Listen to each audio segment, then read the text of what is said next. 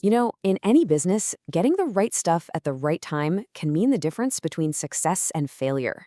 That whole process, it's called purchasing. And trust me, it's way more strategic than just going shopping. So today, we're going to dive deep into what purchasing really is, why it's so incredibly important, and the key principles that make it all work. Okay, so let's start with a really basic question. What does every single business out there need to operate?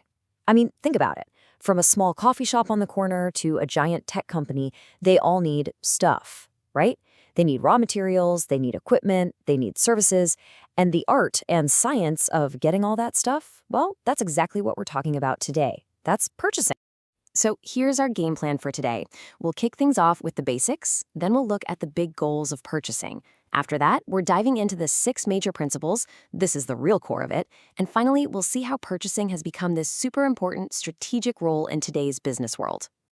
All right, let's get started. First things first, we need to make sure we're all on the same page. So let's define some key terms. So what is purchasing, really? Well, here's the classic definition. It's all about getting the right item at the right price, at the right quality and quantity, and at the right time from the right source. Did you catch all of those rights? There are a lot of them, and each one is a critical piece of the puzzle. This shows you it's not just about buying things, it's a really strategic process, and we're going to explore each of those rights a little later on. Okay, here's something that trips people up sometimes. You'll hear the words purchasing and supply thrown around, and they might seem like the same thing, but they're not. Let me give you an analogy. Think about baking a cake. Purchasing is the specific step of buying the flour, the sugar, the eggs. But supply, that's the whole shebang. It's everything from finding the farm that grew the wheat for the flour all the way to delivering that finished cake to the person who's going to eat it. So, you see, purchasing is a super important part of that much bigger process. And that leads us perfectly into purchasing management. So if purchasing is the act of buying, you can think of management as the strategy behind it. It's really the brains of the whole operation. It's all about making sure the process runs smoothly, saves the company money, and maybe most importantly, builds great long-term relationships with the people you're buying from. Okay, so we've defined what purchasing is. But so what? Why does it matter so much? What are businesses actually trying to do with it? Let's take a look at the goals. You can see a bunch of different objectives on the screen, but really they all come down to two main things. Goal number one is to get the best possible value. And that means finding that perfect balance between the right quality and the lowest possible cost. Goal number two, building good relationships. Because let me tell you, a great supplier is so much more than just someone you buy from. They become a real partner in your business. So when we talk about a purchasing department, what are they actually buying all day? You might be surprised by how much stuff falls under their responsibility. Let's break it down into a few categories. First up, you've got everything that physically goes into the product you're making. We're talking about raw materials, like the steel for a car or the cotton for a t-shirt. It also includes components like a specific computer chip for a laptop, and even semi-finished products that still need a little more work done on them. And then you've got, well, everything else the business needs just to operate day to day. This could be huge investment goods like a new machine for the factory. It could be finished products that a store just buys to resell. And then there's this category called MRO items. That stands for maintenance, repair, and operations. Basically, it's all the stuff that keeps the lights on. Think office supplies, cleaning services, maybe even the company's IT support. None of this ends up in the final product, but without it, the whole business would grind to a halt. Okay, now we're getting to the most important part of our talk today. Seriously, if you remember just one thing, make it this section.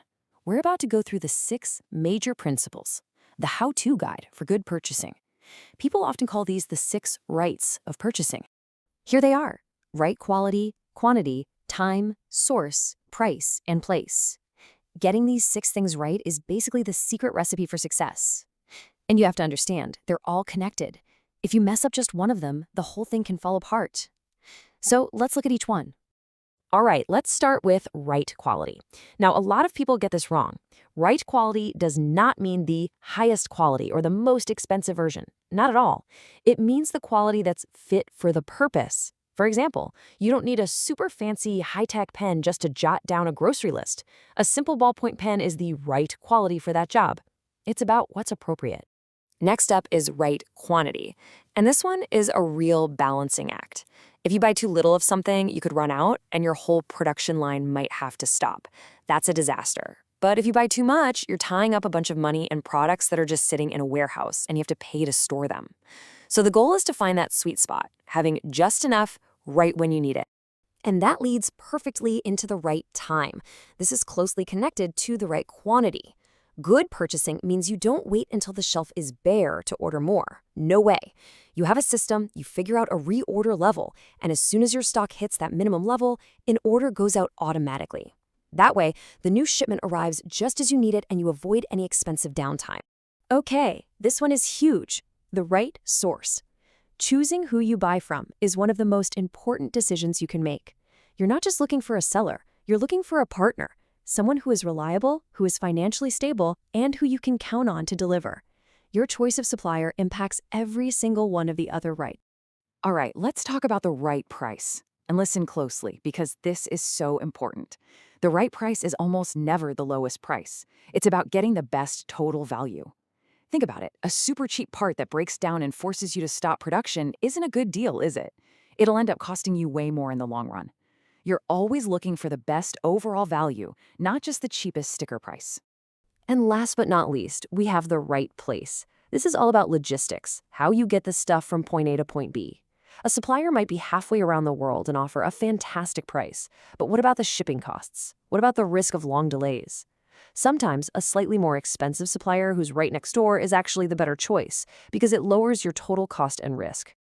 Okay, so we've covered the 6 rights. To finish up, I want to talk about how the role of purchasing itself has changed over the years. It used to be seen as just a simple back office job, but today, it's a key strategic part of any successful company. This diagram shows the change perfectly. Look at the old way on the left. It was just a buyer versus a salesperson, and sometimes it was even an adversarial relationship. Now look at the modern way, on the right. It's a team effort. Purchasing works as a kind of bridge, connecting the supplier with other parts of the company, like the engineers or the finance team. Everyone works together. It's a real partnership. So, what's the big takeaway from all this? It's that effective purchasing is so much more than just finding the cheapest price. It's a truly strategic job that can improve quality, help create new ideas, and give a company a real edge over its competitors. And I'll leave you with a question to think about. In our world today, with global supply chains that are so complicated and can be disrupted by anything from weather to politics, which one of those 6 rights do you think is the hardest for a company to consistently get right? Something to chew on. Thanks so much for joining me today.